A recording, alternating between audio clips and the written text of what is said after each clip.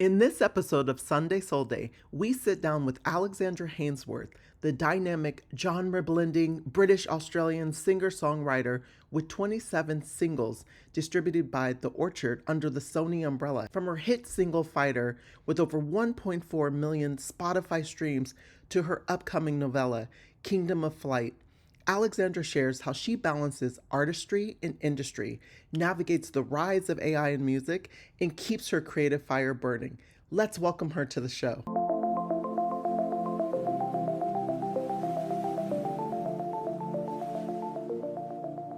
Welcome to Sunday SoulDay, Alexandra.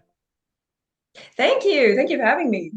Thank you for coming on. I'm so grateful that you found the show and found it interesting enough to join. I couldn't wait to have this conversation. I was very excited to Oh, get you on and just share your journey and also pick your brain a little bit about the music industry.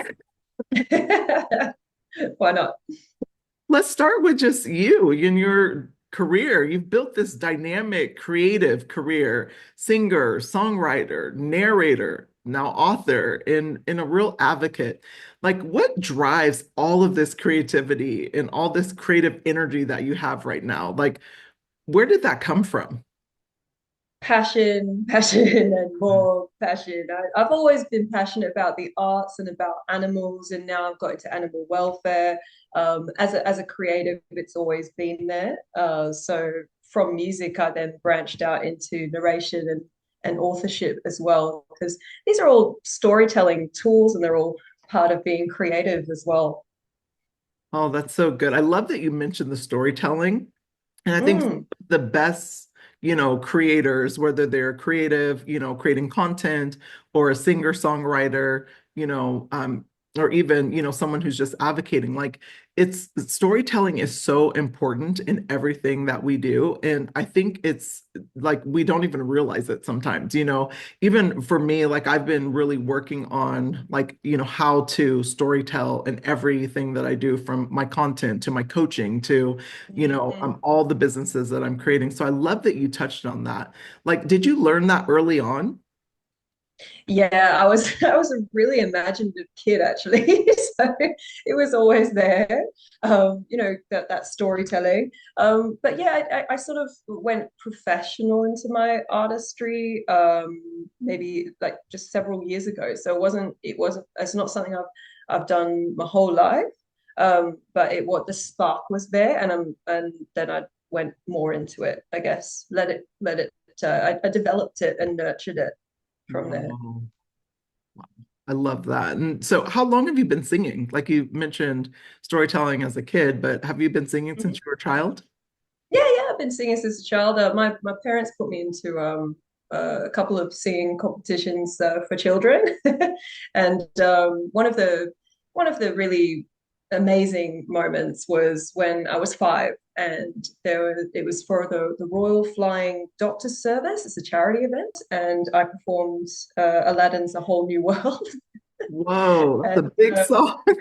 yeah, a big song, and I got a standing ovation. So that was maybe the first time that performance was became real, I guess, for me.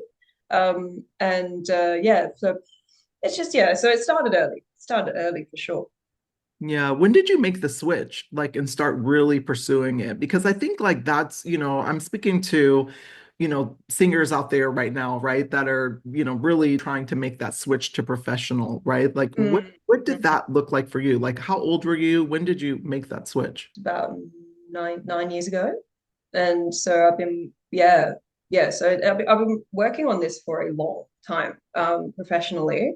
I was an academic for a long time, and I was chasing that, and which I don't regret at all. I think education is amazing, and so I have postgraduate qualifications in psychology, and then I made this switch afterwards after graduating, and just threw myself into my creative work, because you have your academic and creative side as completely different things. Completely So, different parts of your brain that you're using. Absolutely. so it was a big switch. It was a big switch for sure. Wow, 9 years ago. And I'm like, I'm trying to think through that time, right? Because it's like that was, before AI, kind of has taken over the music industry, before like all of these things, but still, difficult to penetrate. Like the music industry is not easy to penetrate. And, there have been a lot of like incredible tools that have come, that have helped, people get recognized. And so I'm always curious about that journey. Mm. Yeah, I mean it's definitely something that took a lot of courage to do, I guess, because it's something that's not an easy journey at all. My psychology journey would have been a lot more stable, put it that Yeah. Oh my gosh, that's so funny. Well, you're distributing with Orchard, I believe it is. It's under Yeah, yes. The Sony umbrella. That's the one. Yeah. Yeah, like tell me a little bit about that. And also just your genre. I was trying to put it into words, but it's like so versatile because it's kind of like a fusing of different genres. It's like pop, Mhm. EDM, rock, even a little jazz. I can kind of hear that in your voice. Like, how did you come up with that? Like tell me a little bit about that. Yeah, so I'm primarily a pop artist, so Okay. pop will always be the main element in an Alexandra Hainsworth song.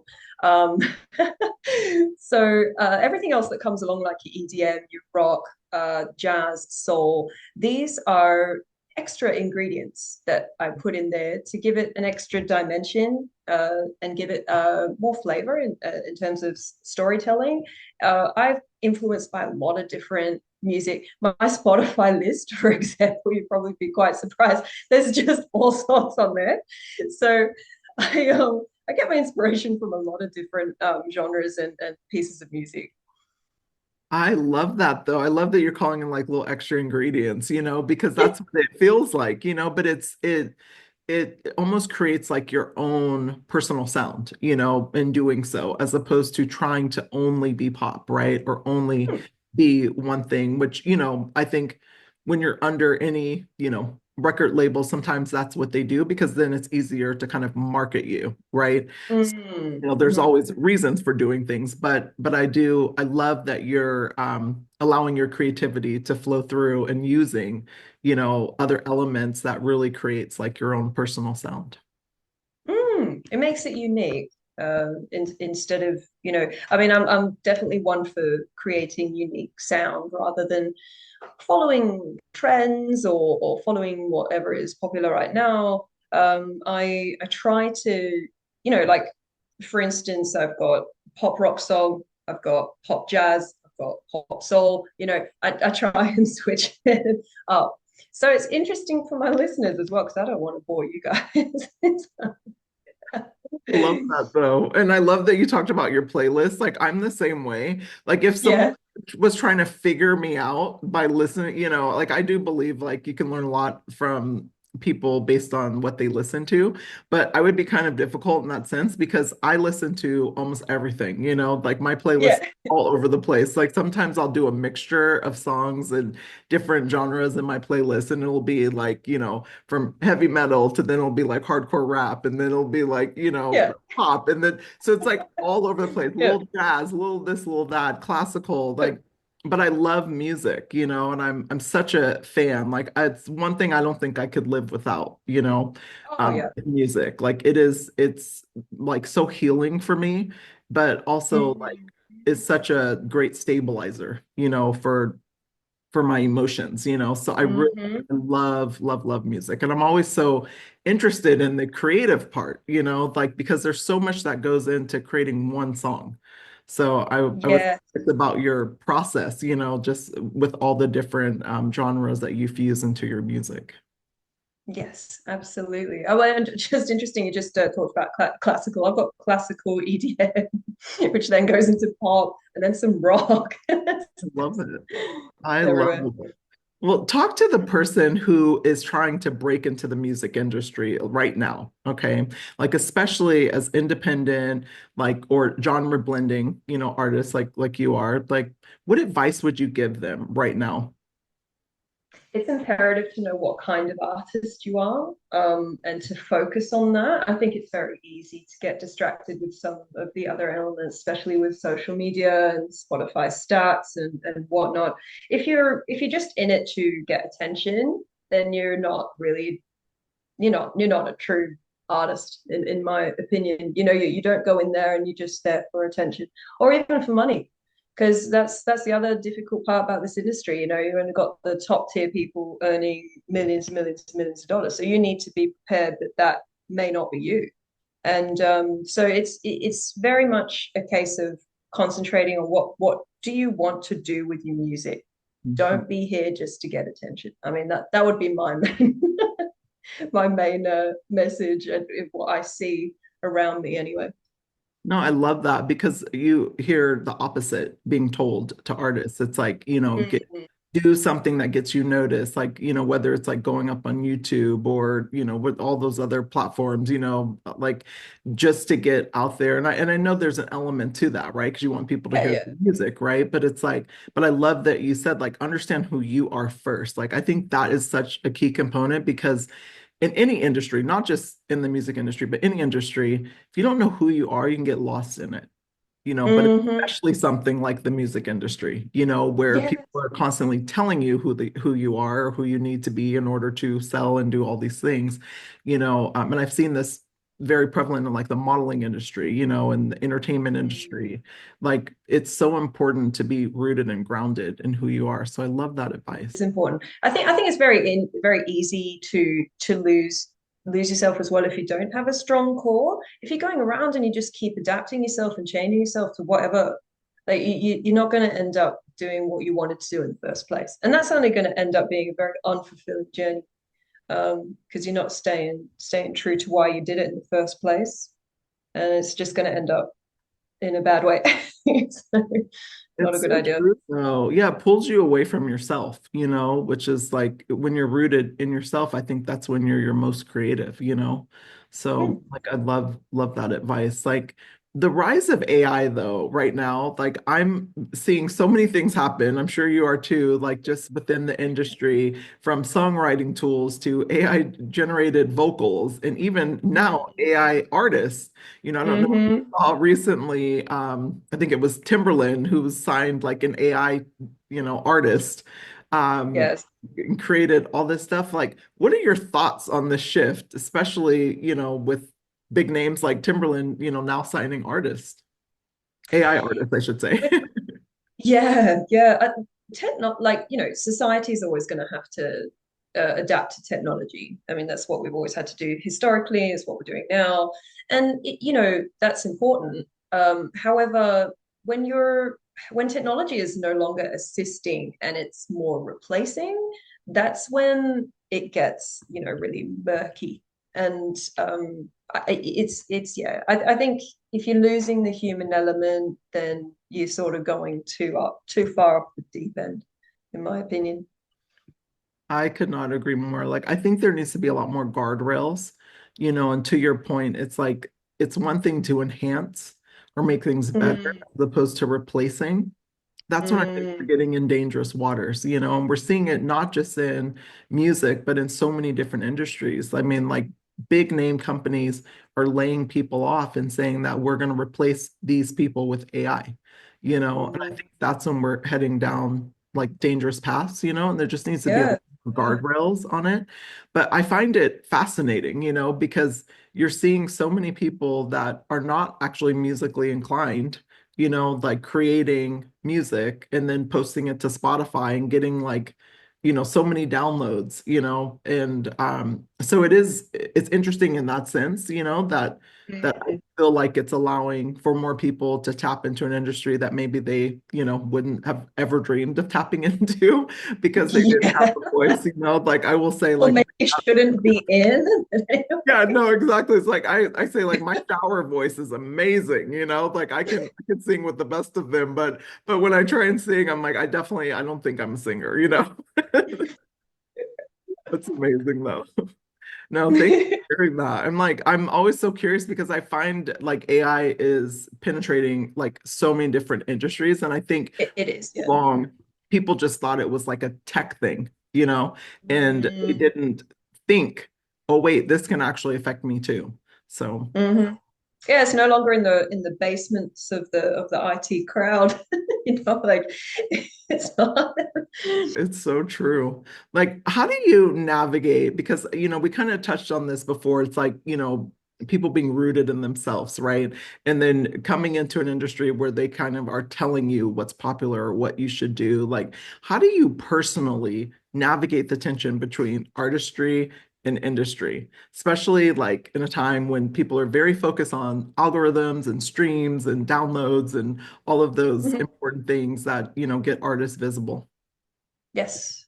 Well, I mean, for me, I'm a purist, so it will always be artistry over industry. You do what you have to do industry wise, and sometimes that does drive me wild. I'll have arguments with my manager and all that. So, but it's very, it's for me, what will be the center point always is the artistry, because that's what keeps me grounded. And it's the whole reason I'm here. I'm not here for streams. I'm here to put a message out. So that for me will always be center stage. And I think it's so important to understand that this is your gift. We're all adorned. Our creator adorns us all with unique gifts and talents, And so it's so important to hold true to that and, remain a purist to your point as much as you Mm, can, because this is your gift that you're sharing with the world. Our gifts are never meant to be hoarded or watered down or pushed aside, So I yeah. love that you're holding true to you, despite, and I'm sure there's challenges that come with that. Absolutely, there's pressure. There's a lot of pressure all the time, and that's why it's such a ridiculously difficult industry. But but you hope to come to a compromise between the two. I can't have it all my way. I still have to, go and do what I have to do with the industry on the industry end. But it's about trying to find that balance. And for me, wherever humanly possible, just keeping that, like I said, the artistry center stage.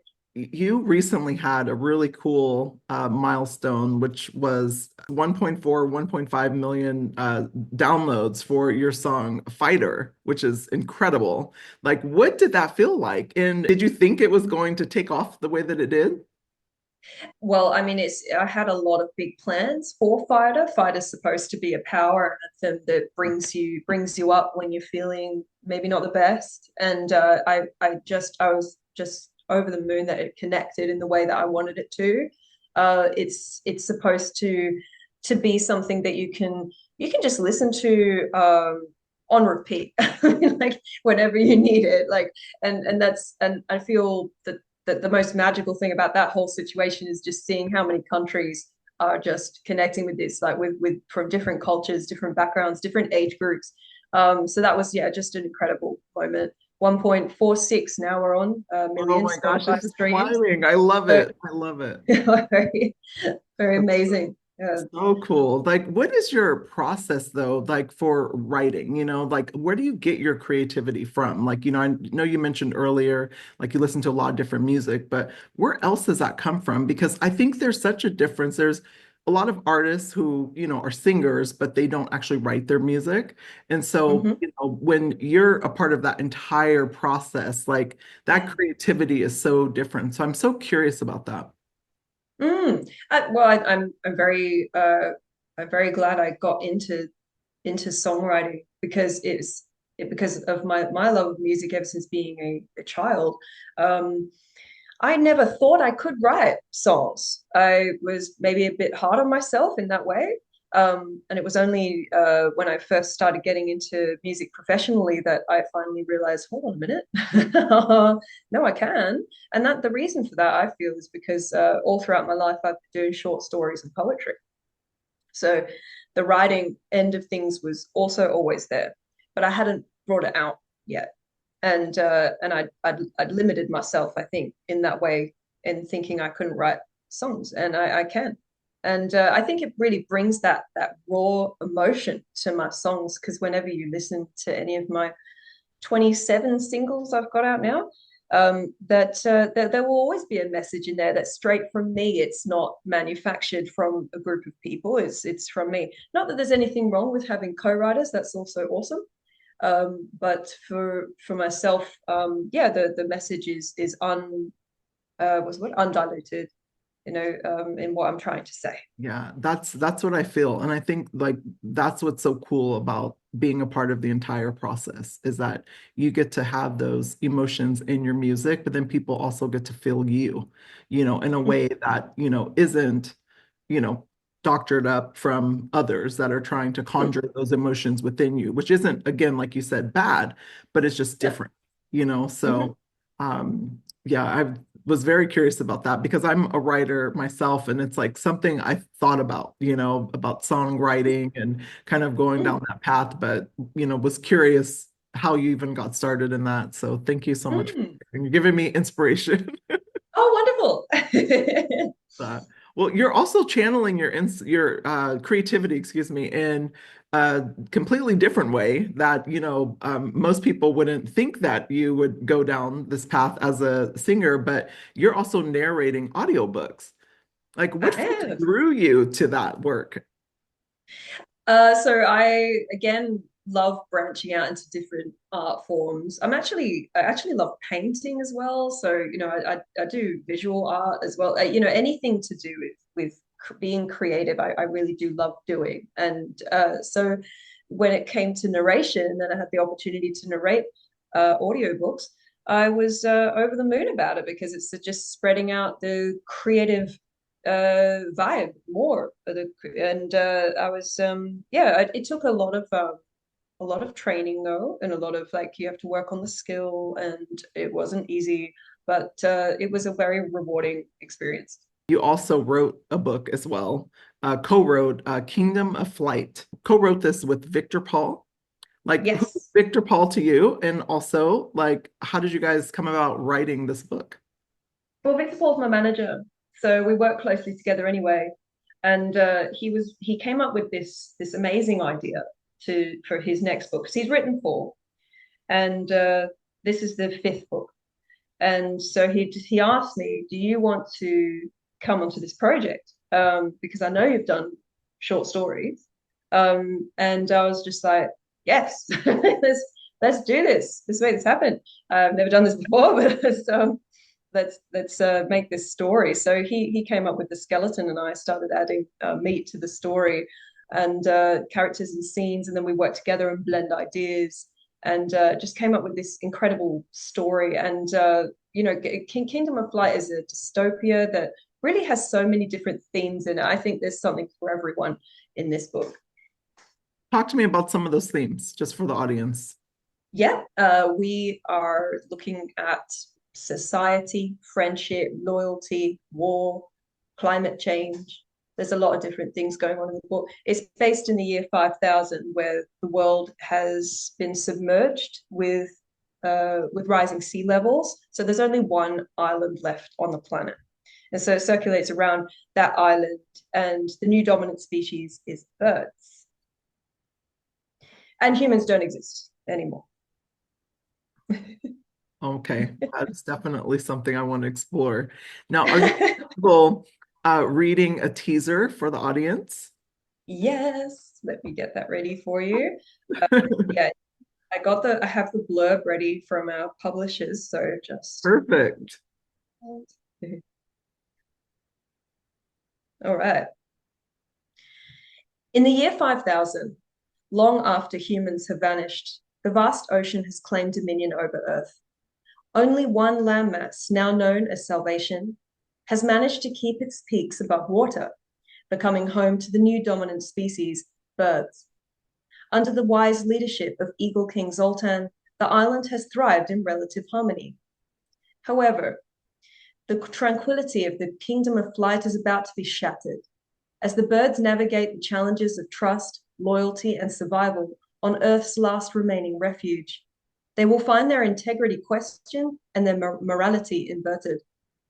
In a world where the stakes have never been higher, the inhabitants of Salvation must decide what they stand for, and how far they will go to protect their home. It's so interesting that you guys chose birds. Yeah. It is like because I mean, there's so many things I can ask to that, but I'm curious, like, out of all of the animals, why birds?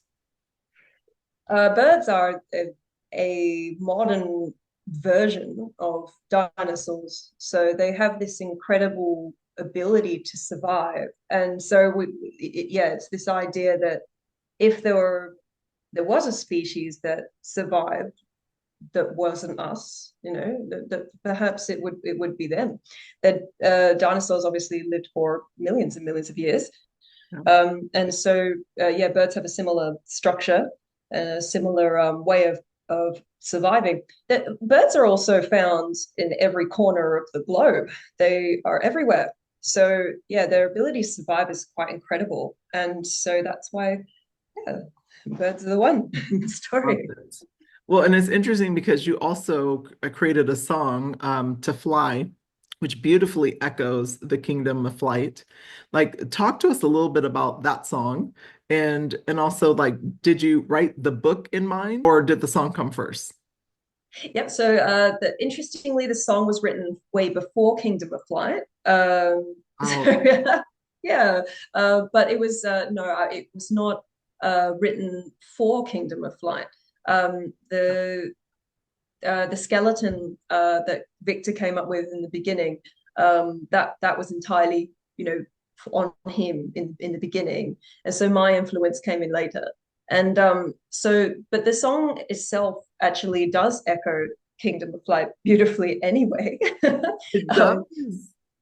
which is a happy coincidence.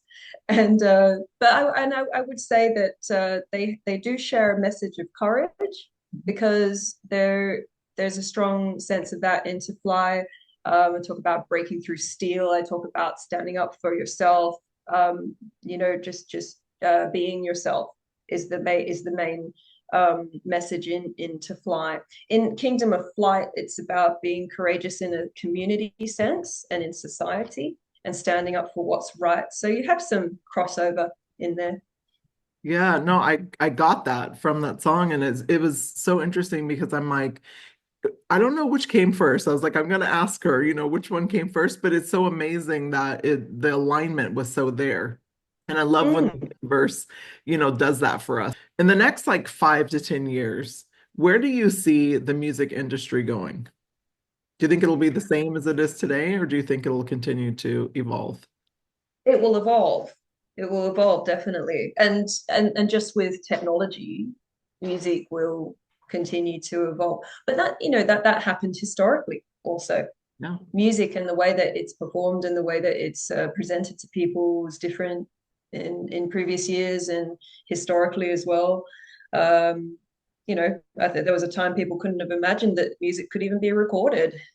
Everything was live. So but yeah, I think it will continue to evolve. I plan to adapt with it, but I also uh, I have a very strong sense of who I am and what I stand for. So if I feel it's against that moral compass, then I won't be part of it. But it's yeah, it's a fine balance, I think. Yeah.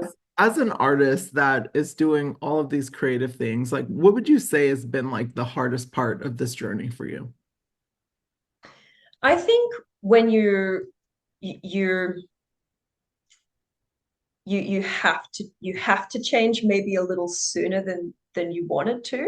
I mean, Mhm. adaptation needs to happen all the time when you're keeping up with this industry. And sometimes there have been times where I'm just like, I don't want to do that. But then I've realized later, like years later, I'm like, I had to do I had to adapt the way I did things with my music. I couldn't remain the same.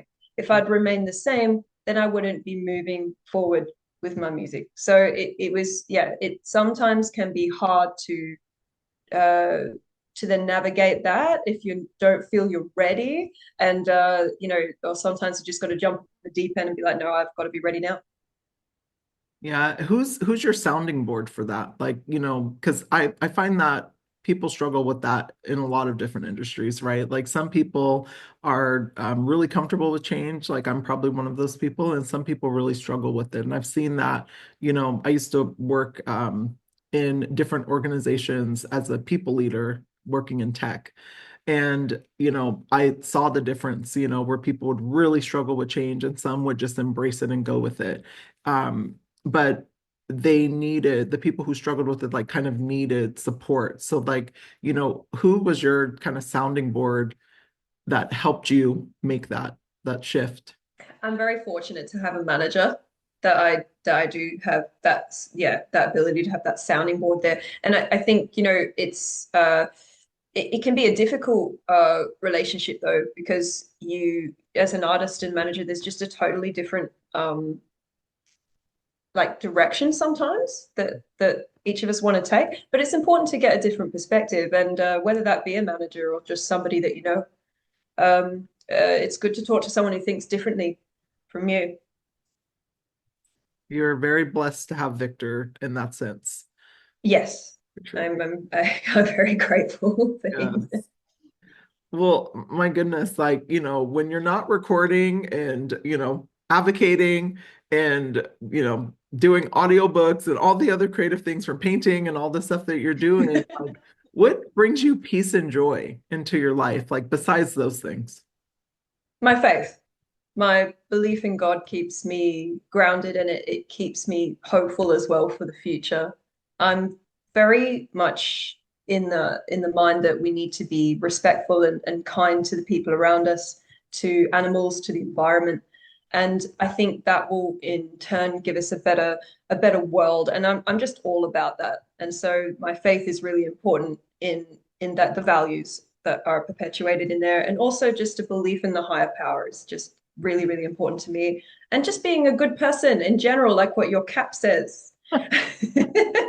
Be a good human. It's such a great reminder, like I wear this hat often and, sometimes I jokingly say, I'll go into a coffee shop in the morning and make sure, I greet everybody to see, remind them because people get very Yeah. passionate about their coffee, but it is such a great reminder, to just like remember the next person, like and to treat people as kindly as you would treat yourself. Absolutely. Everyone's going through some sort of Yes. battle you just don't know about. Yes. Mm. All of us are struggling, and there's so much that we don't see. Even when you know someone, you don't know everything that they're struggling with.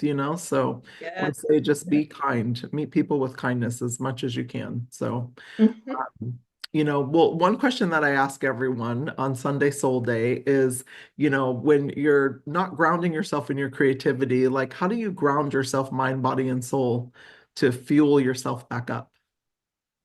I'm a fitness enthusiast, so I love getting out there, doing walks, and going to the gym. I think when you look after your body, you look after your soul and mind in turn. And even just biologically, spiritually, mentally, it helps. It helps a lot. And I mean, personally, I'm a vegetarian. I find that helps with my moods. I find it helps with my health, and of course, it aligns with my animal advocacy. And it's just about keeping healthy physically. For me, is very, very important to then help with all other aspects, emotionally, mentally, and spiritually. Yeah. Yeah, I love that you touched on that. And it's so true. Like our bodies, I think when people only take care of one thing, it's such a miss because they're all aligned. Like if Hmm. you're not nourishing your body, but you're only taking care of your mind, or you're not nourishing your soul in order to Hmm. feed your spirit, it's such a miss. And that's why a lot of people I feel like live in misalignment. And Mm. like pouring back into themselves to fill themselves back up, in order to be able to serve whoever they're serving, whether it's their family, their workplace, for you, millions of people downloading, your music. It's like you have to take care of yourself like in all of those areas because that's how you live in more alignment. Absolutely. And we're all going to have moments where we are misaligned and we've got to get ourselves back Absolutely. together. Exactly. Every week for me, yeah, absolutely. Yeah. As a mom, it happens. I tell people like Oh, give yeah. yourself grace, but then also too, like I'm so equipped now to recognize it. And I think that's the key is like recognizing when you're not in That's alignment good. and then pivoting. So my Yes. goodness. Thank you so much for coming on and just talking to us and sharing your very, very Absolutely. journey. I love it. It's been such a pleasure talking to you, and thank you so much for blessing Sunday Soul Day. Okay. Oh, thank you so much, and God bless you. God bless you too. And everyone, as always, have an amazing Sunday. And do us a favor, put your favorite part about this conversation with Alexandra in the comment, and definitely go check out her music, okay? Everyone have a great Sunday.